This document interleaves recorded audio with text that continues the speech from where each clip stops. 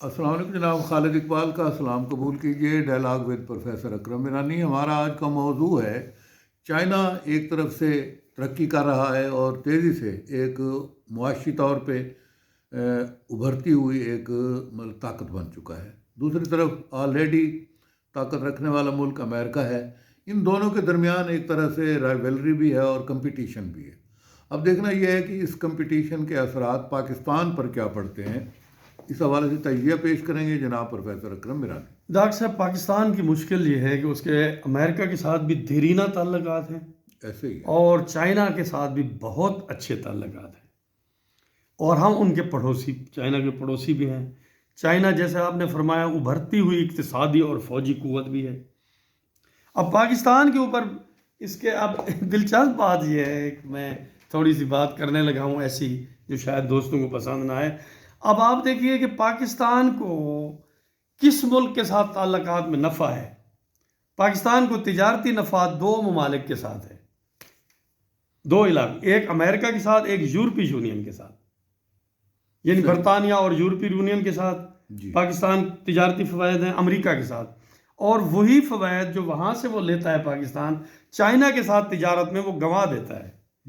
یعنی ہمیں چائنا کے ساتھ تجارت سے کوئی فائدہ نہیں ہے، لیکن چائنا کی تمام مصنوعات یہاں پاکستان یہی یعنی کہ اس میں چائنا کا فائدہ ہے نا۔ اچھا، ہمارا جب چائنا نہیں تھا جی تب بھی ہم تو تجارت کر ہی رہے تھے نا۔ جی جی جب تجارت، چائنا بڑا انڈسٹریل کمپلیکس نہیں تھا 80s سے پہلے، تو ہم تو تھے نا۔ جی تو بعض دفعہ یہ بھی ہوتا ہے کہ ہمیں فائدہ ہے امریکہ اور یورپ کے ساتھ تجارت میں اور نقصان ہے چائنا سے، اور ہم کہتے ہیں چائنا ہمارا بہت قریبی دوست ہے۔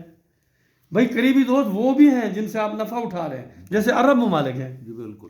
اب عرب ممالک سے ہمیں بہت فائدہ ہے، اگر ہمارے کتنے لوگ عرب ممالک کے گئے ہوئے ہیں، جی بالکل۔ کتنے عرب ممالک ہمیں مدد دیتے ہیں۔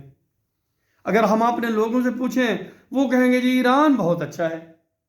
او بھائی ایران بھی اچھا ہے، لیکن ایران سے ہمیں کوئی فائدہ نہیں ہے۔ ہمارا ملک ہے نا، ہمارے لوگ ہیں، لیکن سر ایران پہ پابندیاں بھی تو ہیں نا، پابندیاں ہیں، لیکن ایران کے ساتھ کبھی بھی تجارتی ہمارے تعلقات ایسے نہیں رہے جس سے ہمیں فائدہ ہو۔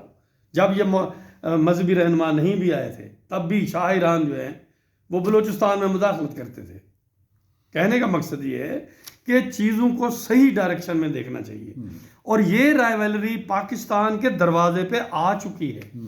یہ جو آپ تصادم دیکھ رہے ہیں ٹی ٹی پی کا، یہ بلوچستان میں، یہ سارا کچھ یہ اس کا شاخسانہ بھی ہے، اس رائیولری کا، ایک بڑی گیم کا، گریٹر گیم جس کو کہتے ہیں۔ جی بالکل۔ اور اب دیکھیں امریکہ بھی انٹرسٹڈ ہے گوادر میں اور بلوچستان کی منرلز میں، کریٹیکل ایلیمنٹس میں، چائنا بھی دلچسپی رکھتا ہے، تو یہ رائیولری ہے۔ اچھا، امریکہ نہیں چاہتا کہ مڈل ایسٹ سے یا ایران سے یا گوادر سے ایک پائپ لائن جو ہے چائنا کی تیل کی طرف جائے، تیل لے کے یا گیس لے کے۔ اب امریکہ کہتا ہے کہ ہم بھی آپ کے دوست ہیں، وہ آپ بھی دوست ہیں، تو آپ یہ فیسیلٹی، ہمیں تو آپ نے ایسی کوئی فیسیلٹی نہیں دی ہوئی۔ اب پاکستان پھنسا ہوا ہے، اور اگر خدا نخواستہ ایران میں بھی تصادم ہوتا ہے تو پھر تو اور ایرانی حکومت کمزور ہو جاتی ہے، جیسے کہ آج کل ہے، آپ دیکھ رہے ہیں اس کے اثرات بلوچستان پہ پڑ رہے ہیں۔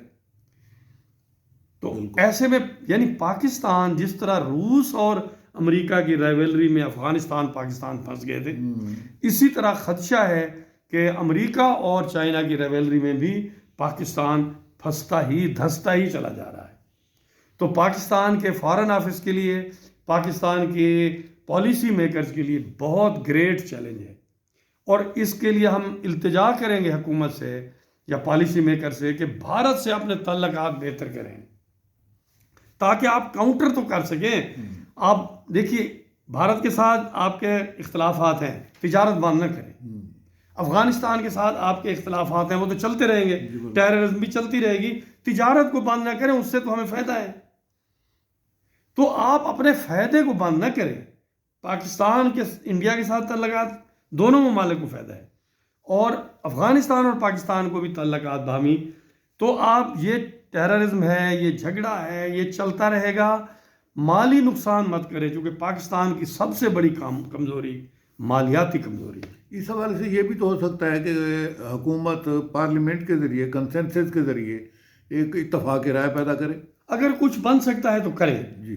تاکہ اقتصادی طور پہ اپنا ایک بیانیہ بھی تو بنا. پاکستان اقتصادی طور پہ کمزور ہے. جی. اس سے تجارتی پابندیاں نہیں لگانی چاہیے. بالکل صحیح.